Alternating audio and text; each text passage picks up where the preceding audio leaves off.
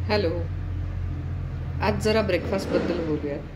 हल्ली असा ट्रेंड दिसतोय की मी वजन कमी करण्यासाठी म्हणून दिवसातून दोनदाच जेवते, किंवा मला कोलेस्ट्रॉल कमी करायचं आहे, किंवा मला टोटल फॅट पर्सेंटेज कमी करायचं आहे, म्हणून मग मी सकाळचा ब्रेकफास्ट स्किपच करते कारण मला त्यावेळेला भूक लागत नाही.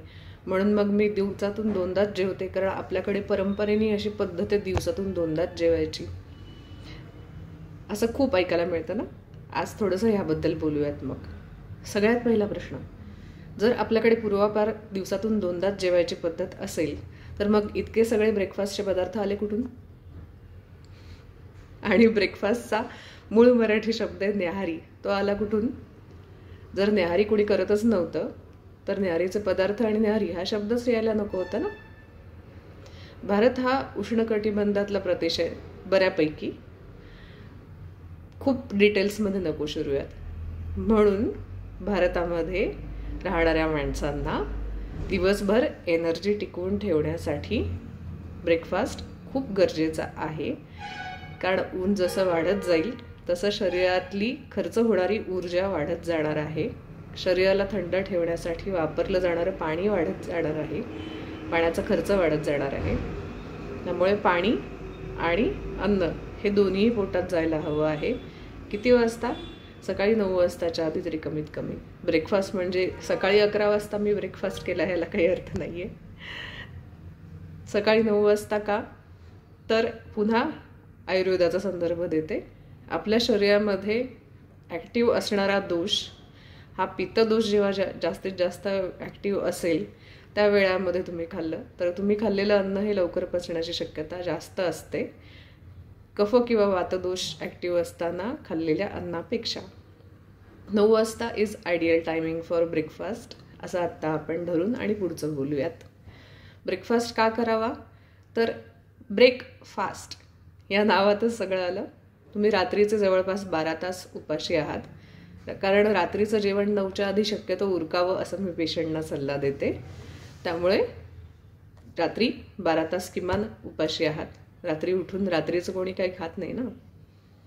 मग उपाशी असलेल्या शरीराला दिवसभराची एनर्जी हवी आहे, दिवसभराचं न्यूट्रिशन हवं आहे.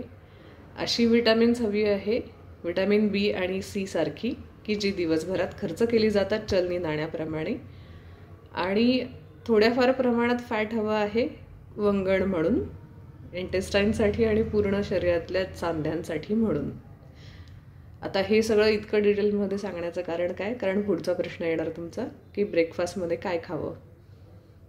मग आत्ता सांगितलेलं सगळं तुमच्या ब्रेकफास्टमध्ये हवं. आणि सगळ्यात जास्त हिस्सा असावा त्यातला प्रोटीन्सचा. कारण हे सगळं दिवसभराचं कामकाज कोण चालवणार आहे? तुमचे मसल्स चालवणार आहे. मांसाने मांसाची वृद्धी होते असं म्हटली जातं. मांस रोज सकाळी ब्रेकफास्टला खाणं शक्य आहे का? नॉनव्हेज नाही आहे. मग मांससम पदार्थ म्हणजे असे पदार्थ जे खाल्ल्याने मांसाची वृद्धी होते. सर्व प्रकारच्या डाळी या मांस वाढवणाऱ्या असतात. फळांमध्ये केळी मांस वाढवणारी असतात. पैलवान लोक केळी खातात ते उगीच नाही खात. पारंपरिक सिद्धांत तो पण आहे ना की पैलवानाने केळी खाल्ली पाहिजे. बरं, मग कुठलं तरी एक फळ, समजा केळं नाही अगदी मिळालं तरीसुद्धा कुठलंही एक देशी फळ घ्या, कुठलाही एक डाळीचा पदार्थ घ्या. आणि एनर्जी पाहिजे थ्रू आउट द डे म्हणून कार्बोहायड्रेट पण पाहिजेत. कार्बोहायड्रेट सध्या डाएटमधून स्किप करण्याची फॅशन निघालेली आहे. त्याचे दुष्परिणाम ह्याबद्दल आपण पुढच्या व्हिडिओमध्ये बोलूयात. पण हे सगळे घटक हवेत. आणि विटॅमिनसाठी एकतर कुठली तरी पालेभाजीचं सॅलड किंवा कोशिंबीर जेवण नाही करायचं आहे आपल्याला. मग असा पदार्थ बनवा की ज्याच्यामध्ये हे सगळं असेल. पण म्हणून केळ्याचा मिल्कशेक किंवा शिकरण करू नका.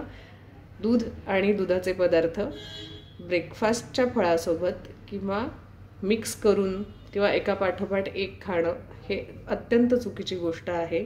ब्रेकफास्ट स्मूदीज हल्ली घेतल्या जातात, जो अत्यंत चुकीचा प्रकार आहे. कारण फळं आणि दूध एकत्र करून किंवा एका वेळेला किंवा एका पाठोपाठ एक खाणे हे विरुद्ध अन्न तयार होतं पोटामध्ये. त्याचा दुष्परिणाम शरीरावरती होतात. विरुद्ध अन्नांवरती एक स्वतंत्र एपिसोड आपण करूयात. मग काय खाऊयात तर कुठलंही एक फळ खाऊयात आणि मिक्स धान्यांची रेसिपी ज्याच्यामध्ये कुठली तरी एक पालेभाजी किंवा कोथिंबीर घातलेली असेल. किती सोपं आहे. थालीपीठ करा, पराठा करा, कडबोळी करा. आणखी तुम्हाला 100 रेसिपीज सापडतील. माझ्यापेक्षा तुमचं कुकिंग स्टाईल नक्की चांगली असेल. ब्रेकफास्ट अवश्य करा. किती करायचा, किती खायचं, आधीच्या एका व्हिडिओमध्ये सांगितलेलं आठवतंय. आपल्या पोटाचे 4 भाग असं गृहीत धरलं तर त्यातले 3 भाग कुठल्याही जेवणाच्या वेळेला किंवा ब्रेकफास्टच्या वेळेला 3 भाग भरतील एवढंच खायचं. 1 भाग राखून ठेवायचा वायूसाठी. ब्रेकफास्ट स्किप करू नका. Bye bye.